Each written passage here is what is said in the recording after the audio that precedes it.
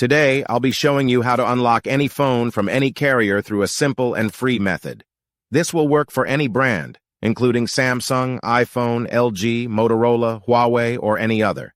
If you happen to have a carrier app installed on your phone, unlocking it will be even easier. After following the steps in this video, you won't need an unlock code. Instead, you'll simply wait for a message in the carrier app indicating that your phone has been unlocked. For iPhone users, just connect your device to Wi-Fi, and the unlock should activate. Before we begin, I'd like to mention a small disclaimer.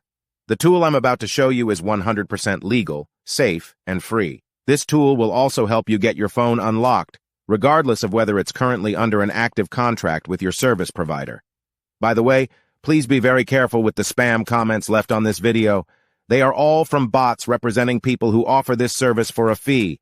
We might be affecting their business since I'm showing you a free method to unlock your phone from carriers. Follow my exact steps from this video, and after that, you will have a phone that will work with any SIM card from any carrier in the world. With that said, let's start.